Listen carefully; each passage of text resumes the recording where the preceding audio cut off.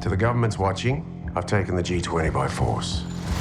When we launch Project Deepfake, we will reset the world's financial market. Congrats on G20. But I want to actually ask, I was a huge fan of Banshee. Do you feel like Banshee has gotten like more, do you feel like more people are watching it because of The Boys? Or is it sort of like, has it not taken off the way that it needs to? Yeah. Okay. So, well, it was an interesting one.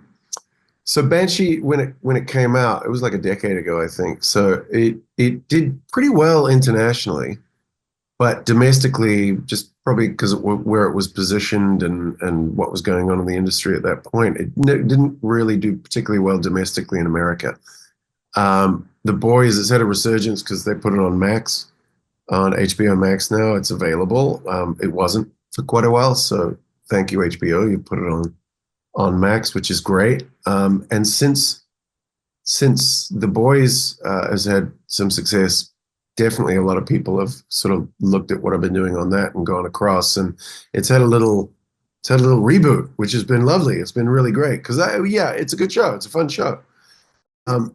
And actually, that show, the action scenes in that, which were I don't think I could do them now, but it really prepped me well for the likes of actually some in The Boys, but G20 we had a lot of fights in that, so it was really beneficial, and I'm glad it's having another day in court. Me too.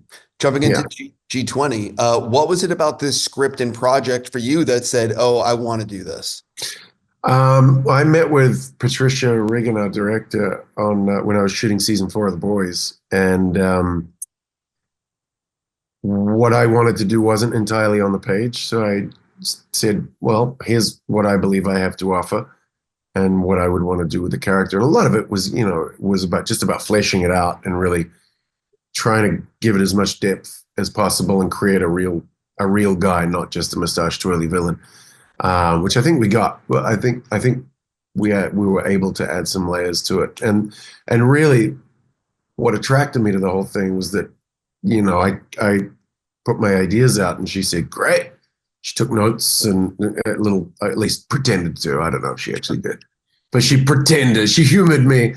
But we got on like a house on fire immediately, and then it was kind of a no-brainer. Viola's in it, and I get on really well with the director, and it looks like we've got the flexibility to build something really interesting. So for me, that was a good deal. Because I'm just about out of time with you, as you probably it's fine. As you probably know, I am a huge fan of The Boys, and I don't want to know any spoilers because I'm just too much of a fan. But I am curious. What was your reaction reading these final scripts and seeing where it's ultimately going?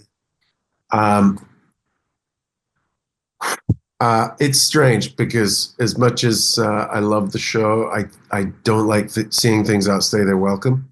So I'm kind of glad we're finishing at 5. That said, I love the show and the characters, so it's a bittersweet moment. But the scripts, I've got to say, in typical Boys fashion, I did not see. I never see it coming with this show. Every time I think I know what's going to happen, something else happens. So. This was no exception, these last scripts. I'm 6 deep. I haven't seen the finale, the penultimate finale yet, but I know what happens. And I think fans are going to be either surprised or shocked, depending on their nervous system, and but very, very entertained. Sir, it is a pleasure to talk with you. Congratulations on this. And sincerely, I can't wait to see the final season. Thank you, my man.